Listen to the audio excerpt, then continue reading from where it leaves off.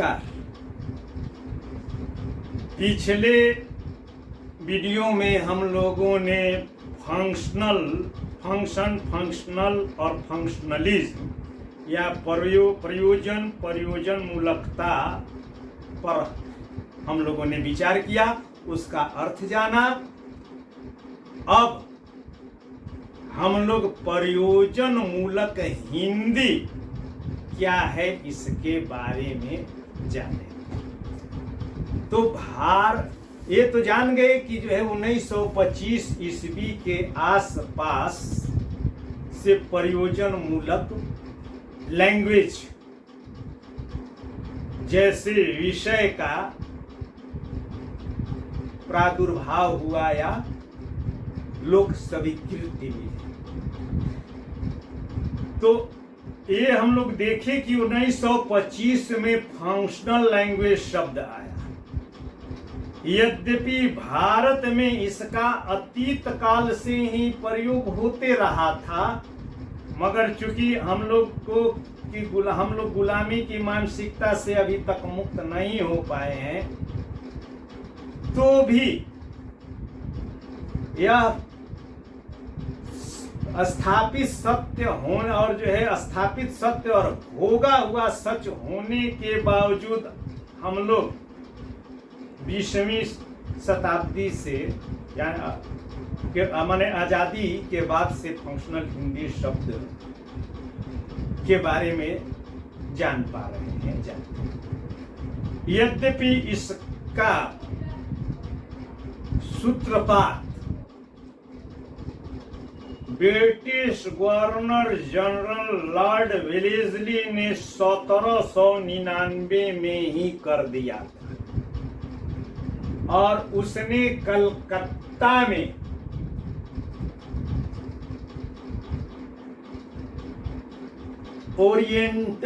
Oriental seminary school की स्थापना करवाई, जिसके हेडमास्टर बनाए गए जॉन गिलक्राइस्ट। मकसद था ब्रिटेन से आने वाले जो आईसीएस अफसर होते थे, तो वो तो जो है अंग्रेज होते थे, अब उनको यहाँ की भाषा जो थोड़े ज्यादा भेद के बावजूद या रूप में विभिन्नता के बावजूद पूरे देश को भाषाई स्तर पर क्षीणता के साथ ही सही हिंदी एक तरह से संपर्क की या आम व्यवहार की कमोबेश भाषा थी। तो उन आईसीएस को अंग्रेज थे, अंग्रेजी में शिक्षित दीक्षित थे, उनको यहाँ की भाषाओं का कार्य साधक ज्ञान प्रदान करने के लिए जो school the oriental seminary school बना, वहीं 1800 ईस्वी में फोर्ट विलियम कॉलेज के रूप में मैं लिखा हूँ, फोर्ट विलियम कॉलेज के रूप में वह विकसित हुआ, जिसमें भाषा मुंशी रखे गए जो कि हिंदी सिखाते थे, जिसमें मुंशी सदा सुखलाल, इंशाअल्लाह खां, सदल मिश्र, ये लोग भाषा मुंशी यानी कि भाषा सिखाने वाले हुए। तो वहीं 1799 में भी भारत में प्रयोजन मूलक हिंदी के जो अनेक विभाग हैं या जो क्षेत्र हैं, जिस पर आगे हम लोग चर्चा करेंगे, 5-6 का जिक्र मैं किया भी हूँ पिछले वीडियो में। तो उसमें से एक भाषा शिक्षण और वाक्य संरचना, भाषाई संरचना और अनुवाद और कार्यालयीय पत्र व्यवहार की शिक्षा दी जाती थी। आज भी मंसूरी में जो यहाँ ICI, IAS, IPS, IAS होते हैं, उनको ट्रेनिंग दी जाती है, जिसमें सभी भाषाओं का जो है कार्य साधक ज्ञान भी प्रदान कराया जाता है। तो कार्य साधक ज्ञान के लिए ही वह कॉलेज और स्कूल खुला था। भारत आजाद हुआ 14 सितंबर 1949 को। संविधान में हिंदी को राजभाषा घोषित किया गया और उसी के संविधान के 8वें अनुसूची में 343वां आर्टिकल्स है कि संघ की राजभाषा हिंदी और उसकी लिपि देवनागरी होगी। मगर उसी के साथ कौम में यह जोड़ दिया गया कि चूंकि बहुत दिनों तक हम लोग अंग्रेजी के द्वारा जो है शासन कार्य चलाए हैं, इसलिए 15 वर्षों तक अंग्रेजी में कामकाज चलते रहेगा और उसके बाद 65 में हिंदी राजभाषा का, प्रथम राजभाषा का स्थान ग्रहण कर लेगी, यह व्यवस्था दी गई। मगर जो हिंदी समर्थक थे और विशेष करके जो है दक्षिण भारतीय, उत्तर भारतीयों ने तो हिंदी की खटिया ही खड़ी उस समय भी की और आज भी यही करते हैं, उत्तर भारतीय या हिंदी पट्टी के। तो उसमें मद्रास में दक्षिण भारत हिंदी प्रचार सभा में के एक तरह से सर्वे सर्वा और सक्रिय कार्यकर्ता थे मोटूरी सत्यनारायण, जो महात्मा गांधी जी के परम भक्त थे। और स्मरण रहे कि महात्मा गांधी आरंभ से ही हिंदी को राजभाषा बनाने के प्रबल हिमायती ही नहीं थे। उन्होंने तो यहाँ तक कह दिया था कि जिस भांति हम लोगों ने अपनी राजनीतिक आजादी को आजादी का हरण कर लेने वाले अंग्रेजों को हमने मार भगाया है, उसी भांति हम लोगों को अपनी भारतीय संस्कृति को दबाने वाली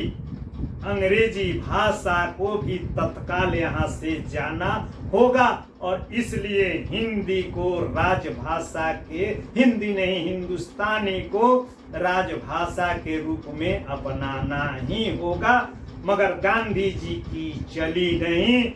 और कुछ ही दिनों के बाद, आजादी के 6 महीने के बाद ही उनकी निर्मम जघन्य हत्या भी हो गई, जिससे उत्तर भारत के वकील और जो है उस संविधान सभा के वकील साहबों को और कथित हिंदी हितैषियों को और अंग्रेजी प्रेमियों को मौका मिल गया हिंदी को दबाने के लिए या अंग्रेजी को बनाए रखने के लिए। और उन लोगों ने हिंदी के साथ साथ अंग्रेजी को भी राजभाषा बना दिया। मगर यह मोटूरी सत्यनारायण को यह बात पसंद नहीं आई और उन्होंने हिंदी को राजभाषा बनाने के लिए प्रथम राजभाषा और समस्त कार्यालयीय कार्यवाहियों को हिंदी में कराने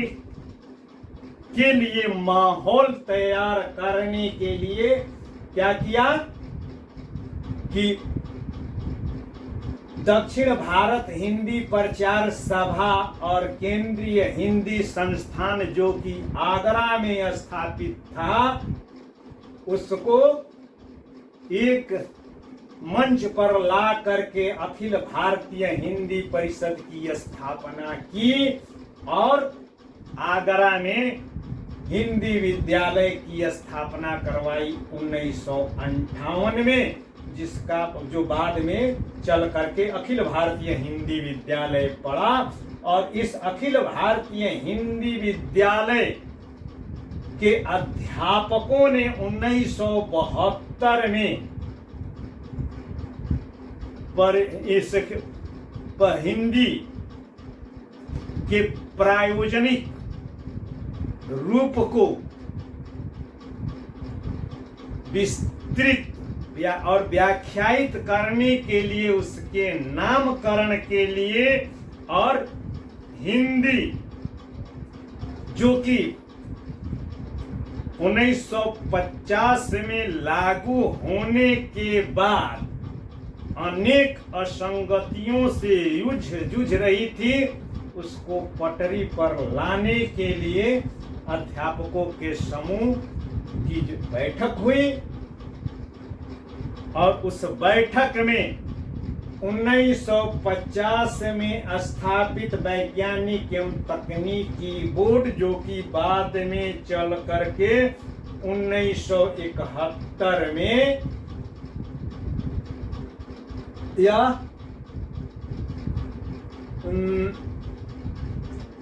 आयोग बन गया था, वैज्ञानिक एवं तकनीकी शब्दावली आयोग बन गया था। 50 से लेकर के उस काल तक उसके द्वारा किए गए कार्यों का अवलोकन किया गया और उसके बाद 1975 में गृह मंत्रालय के अधीन जो राजभाषा विभाग की स्थापना हुई, उस सब के मूल में और प्रेरणा स्रोत के रूप में इस अध्यापक समूह ने प्रयोजन मूलक हिंदी के विविध रूपों को साकार करने का मंत्र दिया और उसमें एक पुस्तक का प्रकाशन हुआ। उस समय केंद्रीय हिंदी शिक्षण संस्थान आगरा के निदेशक थे डॉक्टर ब्रजेश्वर वर्मा। तो ब्रजेश्वर वर्मा ने एक पुस्तक संपादित की, उसी अध्यापक समूह के द्वारा दिए गए विचारों को समेकित करते हुए और उसका नाम रखा प्रयोजन मूलक हिंदी के विविध आयाम। तो इस भांति भारतवर्ष में प्रयोजन मूलक हिंदी के विविध आयाम के पुस्तक से प्रयोजन मूलक हिंदी का एक विस्तृत और सुव्यवस्थित और स्पष्ट रूप सामने आया और इन्हीं लोगों के प्रयास से 1986 में कानपुर IIT में एक कॉन्फ्रेंस हुआ और उस कॉन्फ्रेंस की अध्यक्षता की उस समय के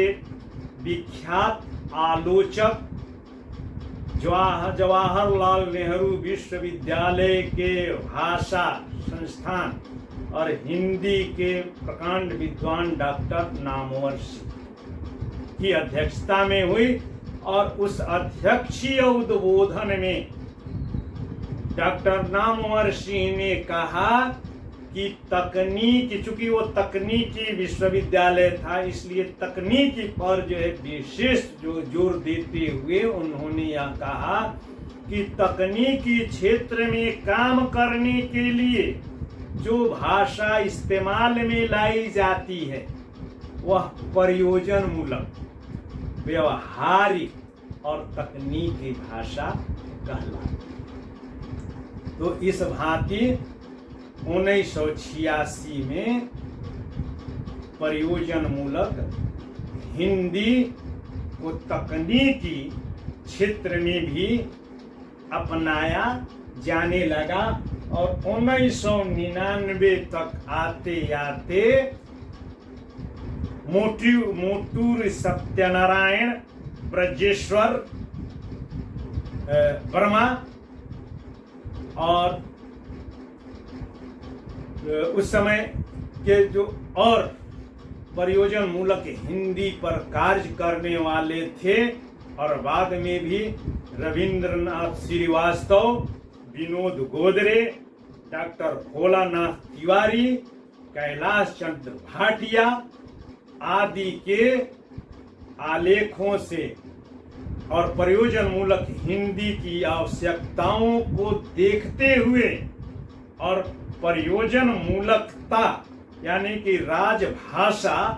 के हिंदी के विस्तार में संविधान में 344, 45, 46 के अनुच्छेदों के होने के बावजूद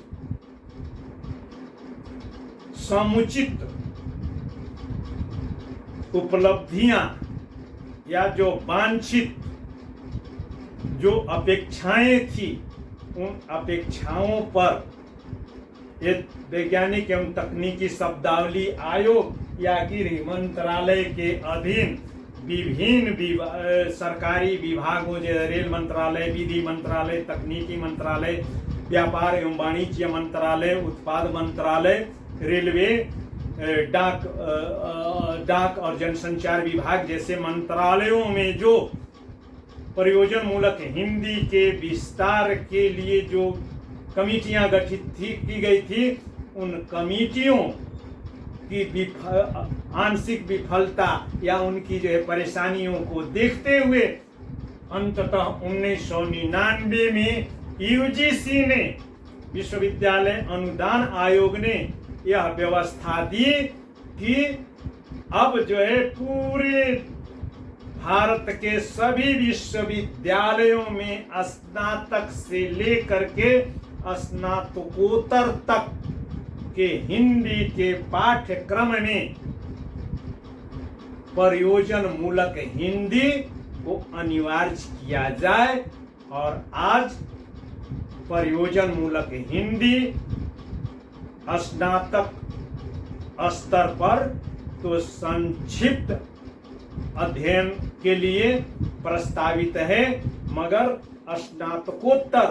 पाठ्यक्रम में पूरे 100 अंक के एक पत्र के रूप में अपनाया गया है। अब अगले क्लास में हम लोग प्रयोजन मूलक हिंदी के नामकरण पर विचार करेंगे।